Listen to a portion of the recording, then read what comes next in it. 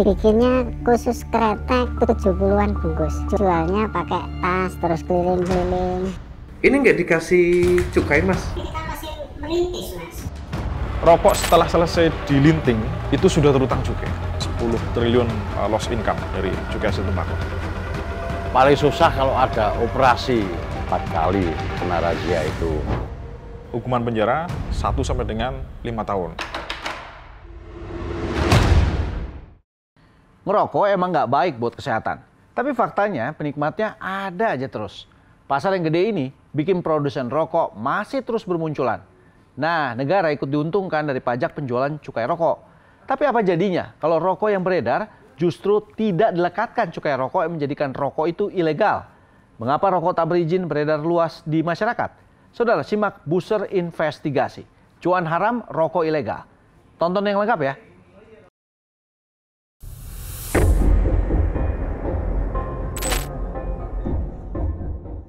Inilah momen saat tim Bea dan Cukai wilayah Magelang mengamankan seseorang yang membawa ribuan bungkus rokok ilegal di dalam sebuah minibus.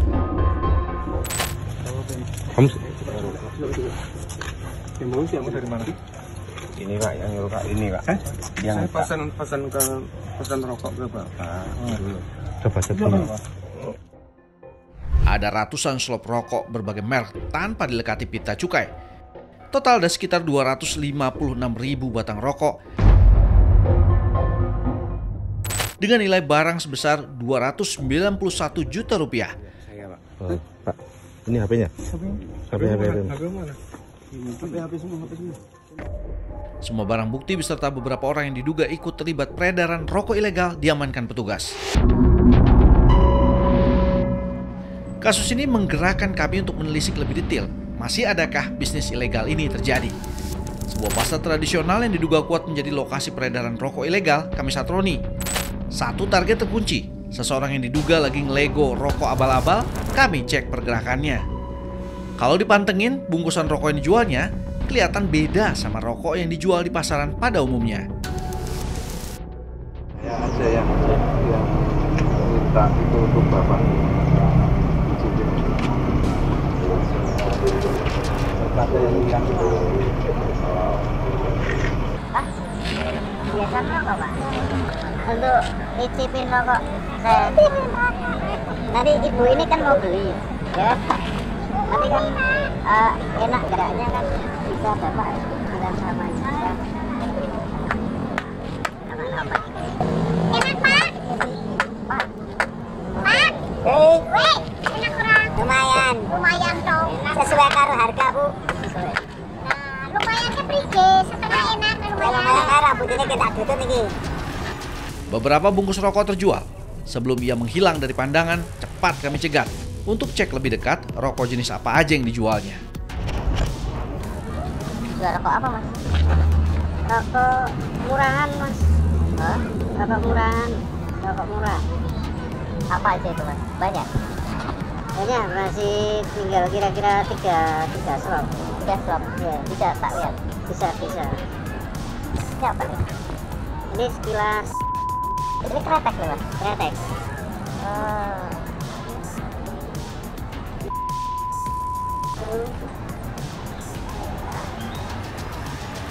Banyak ya? Ada banyak jenis ya? Ada 4 jenis. 4 jenis? Iya. Begitu di zoom lebih dekat, oh ima, polos sekali lah nih rokok. Gak ada pita cukainya kelihatan.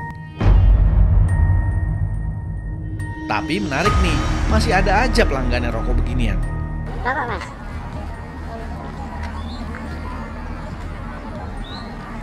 Ini bikin sendiri, Mas? Bikin sendiri ya, produksi sendiri. Enak, Mas? Lumayan ya. Kalau ini apa ya?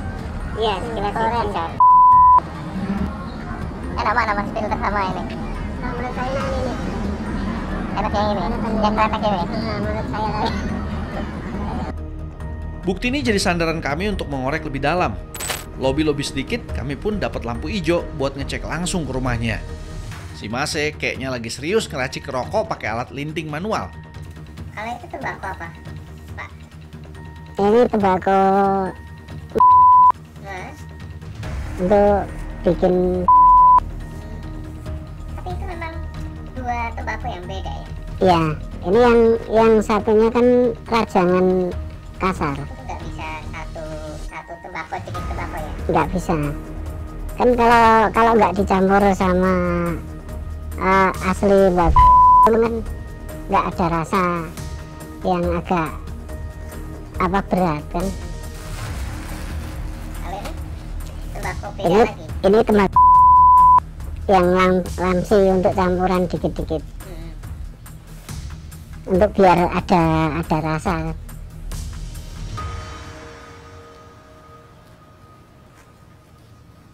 Kalau dari cuman satu jenis tembakau itu justru rasanya nggak bisa sama nantinya sama rokok aslinya. Iya, harus ada campuran.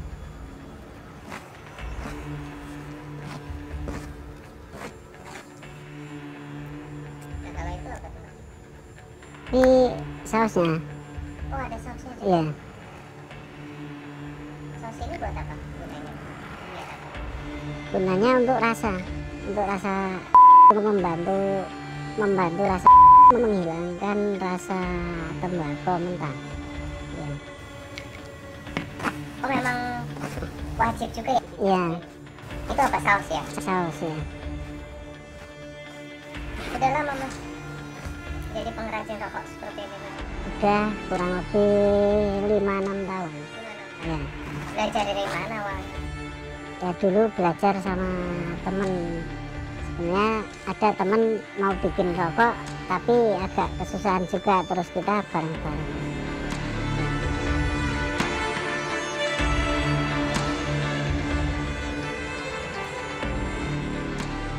Berbekal jam terbang dan penciuman tajam, sang peracik tahu betul kekurangan dari racikan yang dibuatnya. Tapi ini bukan satu-satunya racikan tembakau yang dibuatnya. Beda jenis rokok, beda pula cita rasa tembakau dan cara meraciknya. Dan saatnya peracik memamerkan keahliannya dalam melinting rokok ala rumahan. Ini sehari bisa bikin berapa? Kalau bikinnya khusus kretek, mungkin 70-an bungkus. Ya. Sehari? Ya. Satu bungkus 12 batang. 12 batang. Ya.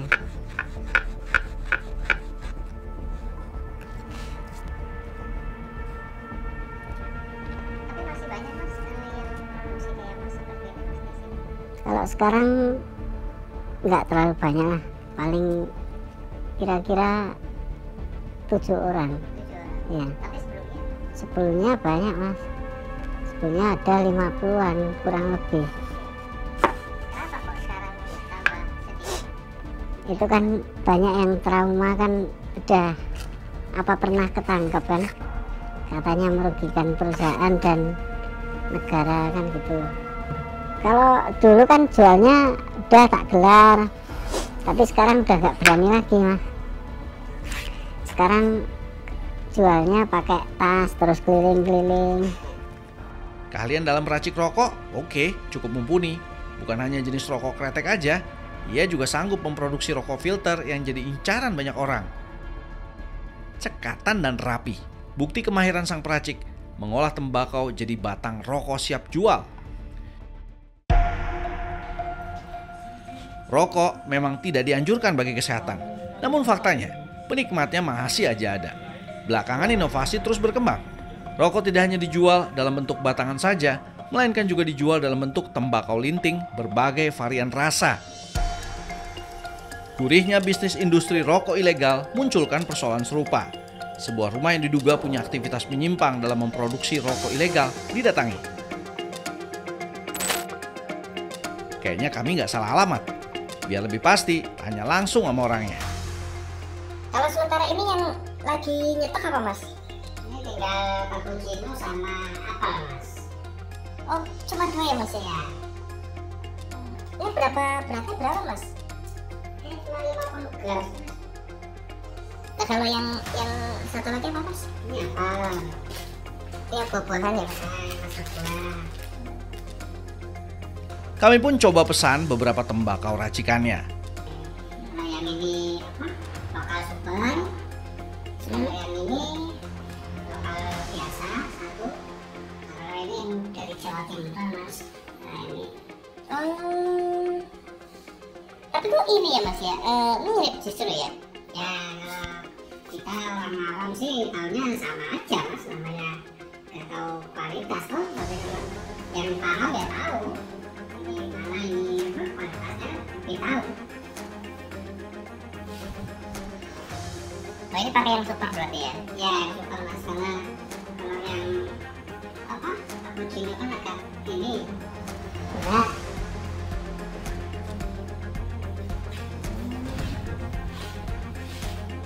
Tapi kok itu takarannya beda tuh mas tadi mas? Ya kalau yang aku ini harus aromanya harus kuat rasanya, jadi harus bedanya yang supernya. Ini apanya mas? Ini cappuccino-nya mas, aromanya. Oh memang harus pakai itu berarti ya? Iya, kalau pakai ini nanti sama aja, nggak ada aromanya.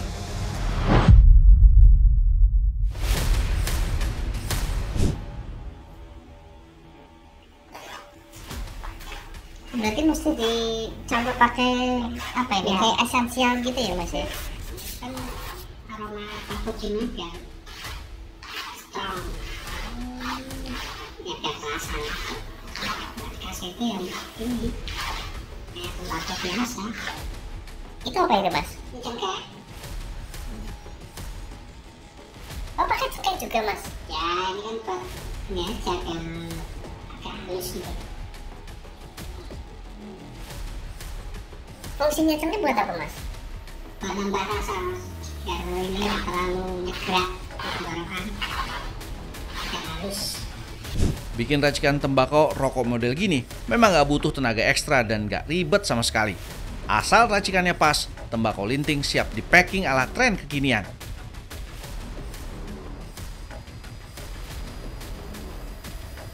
Mengikuti permintaan pasar, ia juga biasa meracik tembakau dengan cita rasa buah-buahan yang lagi digandrungi banyak orang. Teknik meraciknya sama, yang bedain hanya takaran tembakau dan pencampuran saus sebagai bumbu untuk ciptakan aroma yang diinginkan. Nggak sampai 10 menit, kelar deh racikan tembakaunya. Tapi, soal legalitas gimana ya? Ini nggak dikasih cukai mas? Enggak mas, belum. Itu kan kita masih merintis mas, berarti masih pemula. Jadi kita harus cari pelanggan dulu, agar diterima baru kita urus cukainya. Lagi-lagi sebuah praktik yang tidak patut ditiru. Selain merugikan negara, hal ini juga masuk pelanggaran hukum.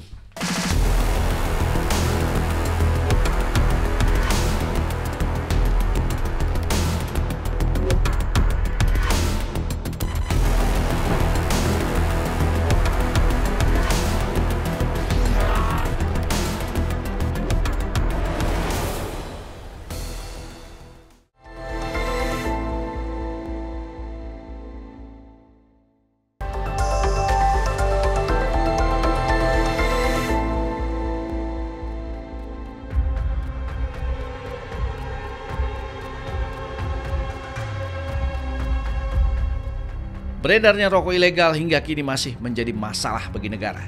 Selain melanggar ketentuan undang-undang, negara juga dirugikan triliunan rupiah dari bisnis rokok polos. Bahwa barang-barang kena cukai saat ini ada 3. Yang pertama adalah minuman mengandung etil alkohol, kemudian kedua ada etil alkohol, kemudian ketiga ada hasil tembakau. Nah, kenapa barang-barang tersebut kena cukai? Karena barang-barang tersebut sifatnya nantinya membahayakan atau merusak kesehatan ya. Rokok setelah selesai dilinting itu sudah terutang cukai. Sehingga semua pabrik, semua tempat yang memproduksi rokok ya memang harus berizin. Izinnya salah satu syaratnya adalah untuk lokasinya minimal itu luasnya harus 200 meter persegi. Nanti Bea Cukai memberikan izin namanya NPPBKC, nomor pokok pengusaha barang kena cukai. Mengajukan minta pita cukai Bea Cukai dengan syarat membayar dulu ke rekening negara. Nah, apabila dia tidak berizin, ya udah otomatis dia tidak mungkin bisa mendapatkan pita cukai. Ketentuan terbaru sekarang namanya tembakau yang diiris atau kita sebut dengan tembakau iris. Ketentuannya adalah tembakau yang sudah dicampur saus atau perasa. Nah, apabila belum dicampur saus atau perasa, itu bukan merupakan barang kena cukai. Untuk tahun 2021 ya, peredaran rokok ilegal sekitar 3,04% ya. Kemudian tahun 2022 naik, yaitu menjadi 5,4%. Ya, jadi kalau penerimaan kita di cukai untuk hasil tembakau ya, itu di tahun 2022 sekitar 218 triliun ya. Jadi kalau ada 5%, berarti sekitar ada 10 triliun lebih ya loss income dari cukai hasil tembakau. Sanksi di sini adalah hukuman penjara 1 sampai dengan 5 tahun dan atau 1 sampai dengan 10 kali nilai cukai seharusnya dibayar. Menjalankan fungsi perlindungan masyarakat, Kantor Bea Cukai Magelang awal Agustus lalu musnahkan 1,5 juta batang rokok ilegal berbagai merek yang siap edar. Rokok polos non-cukai ini disita dari beberapa tempat di wilayah Magelang, Temanggung, Wonosobo, dan Purworejo. Potensi kerugian negara diperkirakan mencapai 1,2 miliar rupiah. Berkembangnya modus ini luar biasa. Kalau dulu pengiriman itu dengan truk, tapi sekarang banyak dengan mobil-mobil pribadi. Yang terakhir, kami sudah melakukan penyidikan dan insya Allah ini segera P21 dengan TKP di Purworejo. Berapa orang, Pak? Ada 2 orang. Berbisnis rokok ilegal pasti gede dong resikonya. Kisah nggak ngenakin seputar produksi rokok ilegal sempat mampir di kehidupan Wagimin beberapa tahun lalu. Bapak yang sudah berusia 68 tahun ini sempat nyaris dipolisikan karena meracik dan menjual rokok ilegal. Dari kejadian itulah ia pilih banting setir dagang es cendol. Kan rokok saya itu kan rokok ilegal, kan yang tidak punya cukai. Ya, susahnya kalau jualan itu nggak bisa secara terbuka, saya harus bersembunyi-sembunyi. Paling susah kalau ada operasi tahun 1990 sampai 2020 itu saya ingat 4 kali kena razia itu. Rokoknya diminta semua dan uangnya juga diminta. Waktu itu akan ada kelanjutan mau disidangkan, tapi alhamdulillah waktu itu tidak jadi disidang. Tahun 2020 saya sudah merasa bosan pakai bikin rokok, akhirnya saya alih profesi sebagai pedagang dawet. Saya itu sudah nggak mau lagi urusan sama kepolisian, sama bea cukai, dan saya tidak ingin merugikan negara. Memutus rantai penjualan rokok ilegal harus jadi komitmen bersama. Di sini, ratusan rokok berbagai merek yang dijualnya harus melewati screening yang ketat. Salah satunya harus dilengkapi dengan pita cukai asli, baik produk rokok jadi maupun tembakau iris beraroma. Kalau di sini wajib bercukai, Mas. Tidak bercukai itu hanya untuk rokok yang berbahan dasar daun talas karena memang tidak dikenakan oleh cukai. Karena juga kita juga udah kerjasama sama IUMK atau Badan Pajak, jadi kita nggak boleh jualan rokok yang non cukai.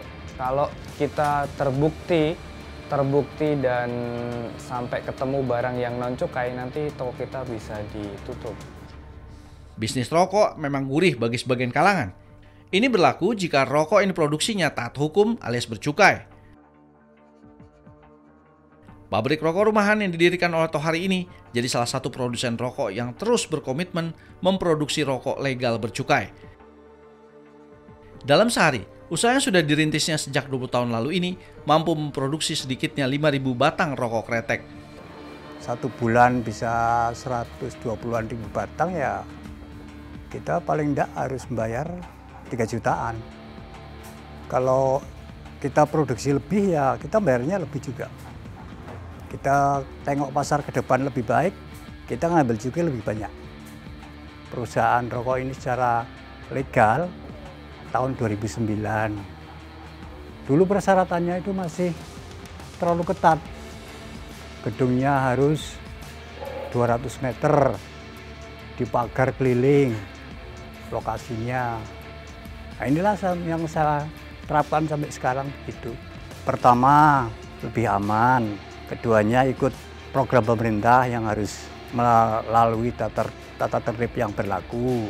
Dan ketiganya, kita bisa menjual bebas di mana saja. Meski jelas-jelas merugikan kesehatan, rokok adalah pilihan dan tidak melanggar aturan. Tapi beredarnya rokok polos tak bercukai ini jelas melanggar hukum. Selain negara ikut dirugikan triliunan rupiah, produsen rokok ilegal yang menghindar dari pajak terancam masuk penjara. Kami cukupkan booster investigasi. Thanks for watching. Saya Joy Astro.